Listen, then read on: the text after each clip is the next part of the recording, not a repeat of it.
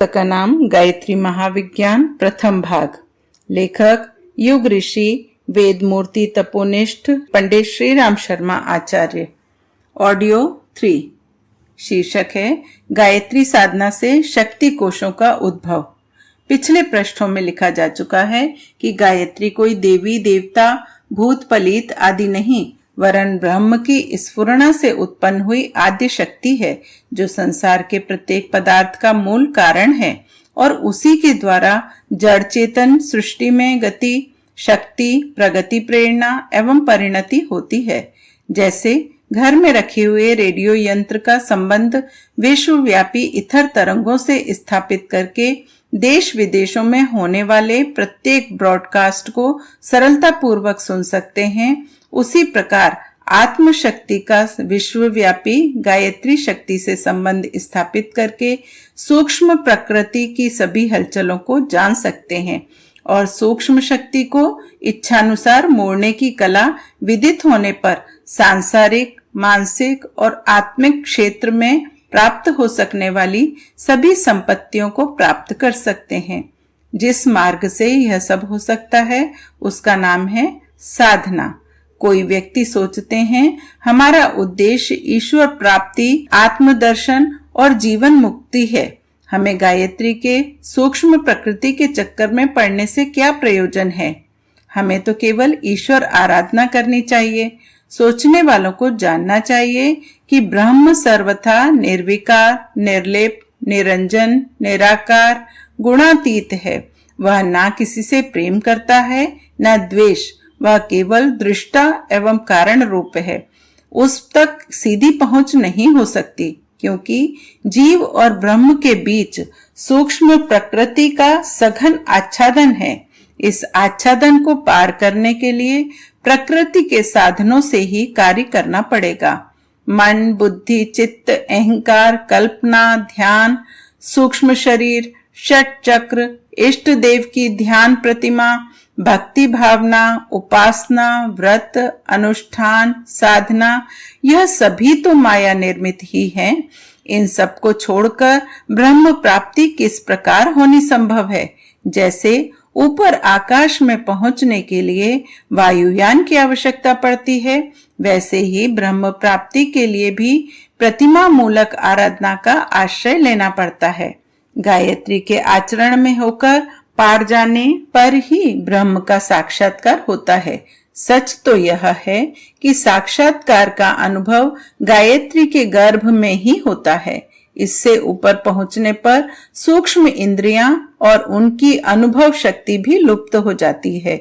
इसलिए मुक्ति और ईश्वर प्राप्ति चाहने वाले भी गायत्री मिश्रित ब्रह्म की, राधेश्याम, सीताराम, लक्ष्मी नारायण की ही उपासना करते हैं।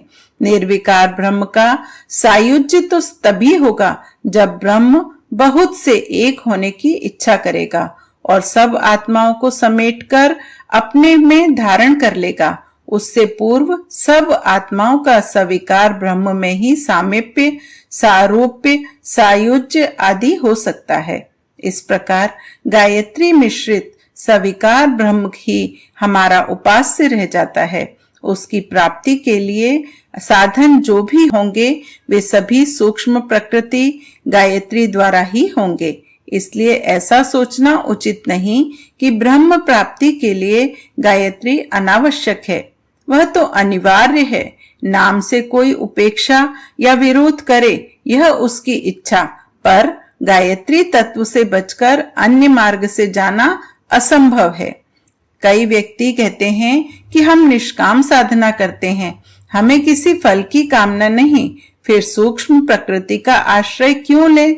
ऐसे लोगों को जानना चाहिए कि निष्काम साधना का अर्थ भौतिक लाभ न चाहकर आत्मिक साधना का है। बिना परिणाम सोचे यदि चाहें तो किसी कार्य में प्रवृत्ति हो ही नहीं सकती। यदि कुछ मिल भी जाए तो उससे समय एवं शक्ति के अपव्यय के अतिरिक्त और कुछ परिणाम नहीं निकलता। निष्काम कर्म का तात्पर्य दैवी, सतोगुणी, आत्मिक कामनाओं से है। ऐसी कामनाएं भी गायत्री के प्रथम पाद के ह्रीम तत्व में सरस्वती भाग में आती हैं। इसलिए निष्काम भाव की उपासना भी गायत्री क्षेत्र से बाहर नहीं है। मंत्र विद्या को वैज्ञानिक जानते हैं कि जीभ से जो भी शब्द निकलते हैं उनका उच्चारण कंठ, तालु, मूर्धा, होष्ठ, दंत, जिह्वा मूल आदि मुख के विभिन्न अंगों द्वारा होता है। इस उच्चारण काल में मुख के जिन भागों से ध्वनि निकलती है उन अंगों के नाड़ी तंतु शरीर के विभिन्न भागों तक फैलते हैं। इस फैलाव क्षेत्र में कई ग्रंथियां होती हैं जिन पर उन उच्चारणों का दबाव पड़ता है। जिन लोगों की कुछ सूक्ष्म ग्रंथियां रोगी या नष्ट हो जाती हैं उनके मुख से कुछ खास शब्द अशुद्ध या रुक रुक कर निकलते हैं। इसी को हकलाना या तुतलाना कहते हैं। शरीर में अनेक छोटी बड़ी दृश्य अदृश्य ग्रंथियां होती हैं। योगी लोग जानते हैं कि उन कोशों में कोई विशेष शक्ति भंडार छिपा रहता है। सुषुम्ना से संबद्ध अष्टचक्र प्रसिद्ध हैं। ऐसी अगणित ग्रंथियां शरीर में हैं। विविध शब्दों का उच्चारण इन विविध ग्रंथियों पर अपना प्रभाव डालता है और इसके प्रभाव से उन ग्रंथियों का शक्ति भंडार जागृत होता है। मंत्रों का गठन इसी आधार पर हुआ है। गायत्री मंत्र में 24 अक्षर हैं। इसका संबंध शरीर में स्थित ऐसी 24 ग्रंथियों से है जो जागृत होने पर सद्बुद्धि प्रकाशक शक्तियों को सतेज करती हैं। गायत्री मंत्र के उच्चारण से सूक्ष्म शरीर का सितार 24 स्थानों से झनकार देता है और उससे एक ऐसी स्वर लहरी उत्पन्न होती है जिसका प्रभाव अदृश्य जगत के महत्वपूर्ण तत्वों पर पड़ता है। यह प्रभाव भी गायत्री साधना के फलों का प्रभाव हेतु है। शब्दों का ध्वनि प्रवाह तुच्छ चीज नहीं है। शब्द विद्या के आचार्य जानते हैं कि शब्द में कितनी शक्ति है और उसकी अज्ञात गतिविधि के द्वारा क्या क्या परिणाम उत्पन्न हो सकते हैं। शब्द को ब्रह्म कहा गया है। ब्रह्म की स्फुरना कंपन उत्पन्न करती है। वह कंपन ब्रह्म से टकराकर ओम ध्वनि के रूप में 7 बार ध्वनित होता है। जैसे घड़ी का लटकन घंटा पेंडुलम झूलता हुआ घड़ी के पुर्जों में चाल पैदा करता है, उसी प्रकार वह ओमकार ध्वनि प्रवाह सृष्टि को चलाने वाली गति पैदा करता है। आगे चलकर उस प्रवाह में ह्रीम श्रीम क्लीम की 3 प्रधान सत रज तममयी धाराएं बहती हैं। तदुपरांत उसकी और भी शाखा प्रशाखाएं हो जाती हैं जो बीज मंत्र के नाम से पुकारी जाती हैं। यह ध्वनियां अपने अपने क्षेत्र में सृष्टि कार्यों का संचालन करती हैं। इस प्रकार सृष्टि का संचालन कार्य शब्द तत्व द्वारा होता है। ऐसे तत्व को तुच्छ नहीं कहा जा सकता। गायत्री की शब्दावली ऐसे चुने हुए श्रृंखलाबद्ध शब्दों से बनाई गई है जो क्रम और गुंफन की विशेषता के कारण अपने ढंग का एक अद्भुत ही शक्ति प्रवाह उत्पन्न करती हैं। दीपक राग गाने से बुझे हुए दीपक जल उठते हैं। मेघ मल्लार गाने से वर्षा होने लगती है। वेणुनाद सुनकर सर्प लहराने लगते हैं। मृग सुदबुद भूल जाते हैं। गाय अधिक दूध देने लगती हैं। कोयल की बोली सुनकर काम भाव जागृत हो जाता है। सैनिकों के कदम मिलाकर चलने की शब्द ध्वनि से लोहे के पुल तक गिर सकते हैं। इसलिए पुलों को पार करते समय सेना को कदम ना मिलाकर चलने की हिदायत कर दी जाती है। अमेरिका के डॉक्टर हचिंसन ने विविध संगीत ध्वनियों से अनेक असाध्य और कष्ट साध्य रोगियों को अच्छा करने में सफलता और ख्याति प्राप्त की है। भारतवर्ष में तांत्रिक लोग थाली के घड़े पर रखकर एक विशेष गति से बजाते हैं और उस बाजे से सर्प, बिच्छू आदि जहरीले जानवरों के काटे हुए कंठमाला, विषवेल, भूतोन्माद आदि के रोगी अच्छे हो जाते हैं। कारण यह है कि शब्दों के कंपन सूक्ष्म प्रकृति से अपनी जाति के अन्य परमाणुओं को लेकर इथर का परिभ्रमण करते हुए जब अपने उद्गम केंद्र पर कुछ ही क्षणों में लौट आते हैं, तो उसमें अपने प्रकार की एक विशेष विद्युत शक्ति भरी होती है और परिस्थिति के अनुसार उपयुक्त क्षेत्र पर उस शक्ति का एक विशिष्ट प्रभाव पड़ता है। मंत्रों द्वारा विलक्षण कार्य होने का भी यही कारण है। गायत्री मंत्र द्वारा भी इसी प्रकार शक्ति का आविर्भाव होता है। मंत्रोच्चारण में मुख के जो अंग क्रियाशील होते हैं, उन भागों में नाड़ी तंतु कुछ विशेष ग्रंथियों को गुदगुदाते हैं। उनमें स्फुरण होने से एक वैदिक छंद का क्रमबद्ध यौगिक संगीत प्रवाह इथर तत्व में फैलता है और अपनी कुछ क्षणों में होने वाली विश्व परिक्रमा से वापस आते आते एक स्वजातीय तत्वों की सेना साथ ले आता है, जो अभिष्ट उद्देश्य की पूर्ति में बड़ी सहायक होती हैं। शब्द संगीत के शक्तिमान कंपनों का पंच भौतिक प्रवाह और आत्मशक्ति की सूक्ष्म प्रकृति की भावना, साधना, आराधना के आधार पर उत्पन्न किया गया संबंध, यह दोनों कारण गायत्री शक्ति को ऐसा बलवान बनाते हैं जो साधकों के लिए दैवी वरदान सिद्ध होता है। गायत्री मंत्र को और भी अधिक सूक्ष्म बनाने वाला कारण है साधक का श्रद्धामय विश्वास। विश्वास से सभी मनोविज्ञानवेत्ता परिचित हैं। हम अपनी पुस्तकों और लेखों में ऐसे असंख्य उदाहरण अनेकों बार दे चुके हैं, जिनसे सिद्ध होता है कि केवल विश्वास के आधार पर लोग भय की वजह से अकारण काल के मुख में चले गए और विश्वास के कारण मृत्युप्राय लोगों ने नवजीवन प्राप्त किया। रामायण में तुलसीदास जी ने भवानी शंकरौ वंदे श्रद्धा विश्वास रूपिणौ गाते हुए श्रद्धा और विश्वास को भवानी शंकर की उपमा दी है। झाड़ी को भूत, रस्सी को सर्प, मूर्ति को देवता बना देने की क्षमता विश्वास में है। लोग अपने विश्वासों की रक्षा के लिए धन, आराम तथा प्राणों तक को हंसते हंसते गवा देते हैं।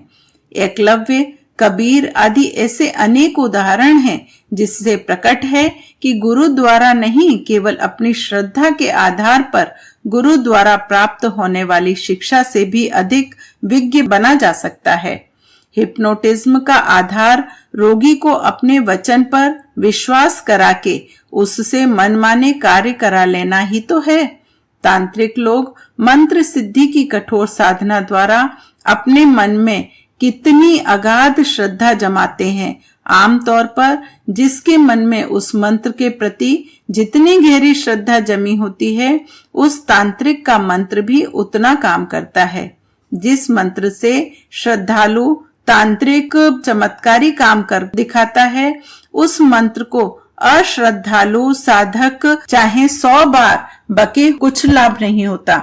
गायत्री मंत्र के संबंध में भी यह तथ्य बहुत हद तक काम करता है। जब साधक श्रद्धा और विश्वास पूर्वक आराधना करता है, तो शब्द ज्ञान और आत्म संबंध दोनों की महत्ता से संयुक्त गायत्री का प्रभाव और भी अधिक बढ़ जाता है और वह एक अद्वितीय शक्ति सिद्ध होती है। पिछले 22 पृष्ठों पर दिए हुए चित्र में दिखाया गया है कि गायत्री के प्रत्येक अक्षर का किस किस स्थान से संबंध है। उन स्थलों पर कौन यौगिक ग्रंथि चक्र हैं, इसका परिचय इस प्रकार है। अगला खंड है अक्षर, ग्रंथि का नाम, उसमें भरी हुई शक्ति। पहला तत्, तापिनी सफलता। दूसरा स, सफला पराक्रम। तीसरा वि, विश्वा पालन। चौथा तुर, तुष्टि कल्याण। पांचवा व, वरदा योग। छठा रे, रेवती प्रेम। सातवां णी, सूक्ष्मा धन। आठवां यम, ज्ञाना तेज। 9 भर, भरगा रक्षा। 10वां गो, गोमती बुद्धि। 11वां दे, देविका दमन। 12वां व, वराही निष्ठा। 13वां स्य, सिंहनी धारणा। 14 धी ध्याना प्राण। 15वां म मर्यादा संयम। 16 ही स्फुटा तप। 17 धी मेधा दूरदर्शिता। 18 योम योगमाया जागृति। 19 यो योगिनी उत्पादन। 20 नह धारिणी सरसता। 21 प्रभवा आदर्श। 22 चो ऊष्मा साहस। 23 द दृश्या विवेक। 24 यात निरंजना सेवा। गायत्री उपरोक्त 24 शक्तियों को साधक में जागृत करती है। यह गुण इतने महत्वपूर्ण हैं कि इनके जागरण के साथ साथ अनेक प्रकार की सफलताएं, सिद्धियां और संपन्नता प्राप्त होना आरंभ हो जाता है। कई लोग समझते हैं कि यह लाभ अनायास कोई देवी देवता दे रहा है।